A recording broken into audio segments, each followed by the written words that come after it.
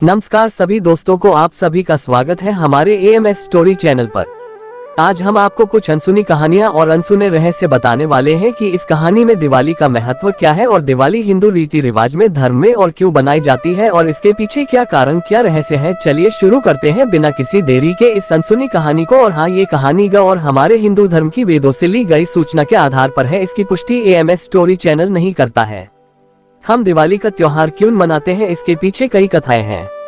प्राचीन हिंदू ग्रंथ रामायण में बताया गया है कि कई लोग दीपावली को 14 साल के वनवास पश्चात राम पति सीता और उनका भाई लक्ष्मण की वापसी के संबंध के रूप में मनाते हैं। वहीं अन्य प्राचीन हिंदू महाकाव्य महाभारत के अनुसार पांडवों के 12 वर्ष के वनवास और 1 वर्ष के अज्ञातवास के पश्चात पांडवों की वापसी के रूप में मनाया जाता है। कई हिंदू दिवाली को भगवान विष्णु की पत्नी तथा धन समृद्धि की देवी लक्ष्मी से जुड़ा हुआ मानते हैं। दीपावली का 5 वर्षीय महोत्सव देवताओं और राक्षसों द्वारा दूध के लौकिक सागर के मंथन से पैदा हुई लक्ष्मी के जन्म दिवस से शुरू होता है। दिवाली की रात वह दिन है जब लक्ष्मी माता ने अपने पति के रूप में विष्णु को चुना और फिर उनसे शादी की।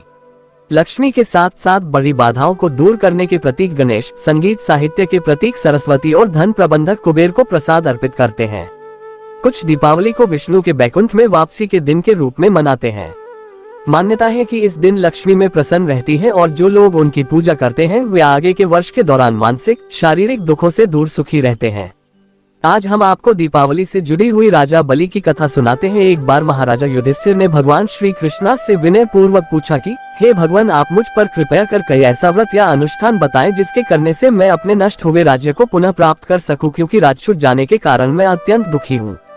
भगवान श्री कृष्णा ने कहा, हे राजन, मेरे परम भक्त दैत्य राज बलि ने एक बार 100 अश्वमेध यज्ञ करने का निर्णय लिया। 99 यज्ञ तो उनके अच्छे से पूर्ण हो गए, परंतु 100वां यज्ञ पूर्ण होने ही वाला था। उसी समय इंद्र को चिंता सताने लगी कि कहीं बलि उनका स्वर्ग उनसे छीन न ले, और इसी चिंता के वशीभूत होकर इंद्र बाकी देवताओं को लेकर शीर्ष सागर निवासी भगवान विष्णु के पास पहुंचकर वेद मंत्रों से स्तुति की और अपने कष्ट का सारा वृतांत भगवान विष्णु से कहा सुनाया।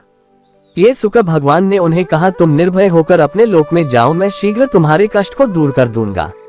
इनके चले जाने के बाद भगवान ने वामन का अवतार धारण कर बटु वेश में राजा बलि के यज्ञ में प्रस्थान किया।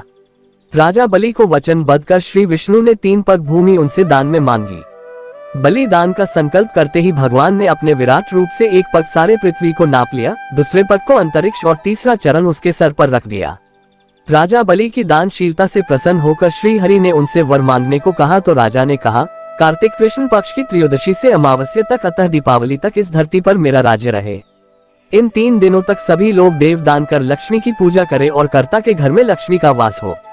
राजा द्वारा याचित वर को देकर भगवान ने बलि को पात्रा का राज देकर पात्रा भेज दिया। उसी समय से देव के संपूर्ण लोग इस पर्व को मनाते चले आ रहे हैं। अतः सभी प्राणियों के लिए इस पर्व को मनाना आवश्यक ही नहीं, अनिवार्य है। शुभ दीपावली। भगवान राम की जीत के अलावा दीपावली मनाने के पीछे ये कहानियां भी हैं। आइए जानते हैं 6 कहानी और इस तरीके की जो ना आपने कभी सुनी होगी ना ही आपके माता पिता ने बताई होगी। दीपावली का त्योहार देश के हर कोने में धूमधाम से मनाया जाता है। क्या आपको पता है कि दीपावली क्यों मनाई जाती है? इसके पीछे हम बचपन से यह पढ़ते आ रहे हैं कि भगवान राम जब लंका जीत कर अयोध्या लौटे तो नगरवासियों उनकी जीत की खुशी में ये त्योहार मनाया था। दीपावली मनाने के पीछे और भी कई मान्यताएं हैं। आइए जानते हैं इन सभी के बारे में। दीपावली क्यों मनाई जाती है, इस बारे में कई कहानियां प्रचलित हैं। सबसे प्रसिद्ध मान्यता है कि भगवान राम के वनवास से लौटने पर अयोध्या में उनका भव्य स्वागत किया गया और खुशियों के दीप जलाए गए, तभी से ये त्योहार मनाया जाता है। लेकिन इसके अलावे भी कई कहानियां हैं जिनके बारे में कम लोग जानते हैं। आज हम आपको दीपावली मनाने के पीछे की 6 कहानियां बताएंगे। श्री राम के वनवास से लौटने की खुशी। ये वह कहानी है जो लगभग सभी भारतीय को पता है। कहा जाता है कि मंथरा की बातों में आकर कैकेयी ने दशरथ से राम को वनवास भेजने का वचन मांग लिया।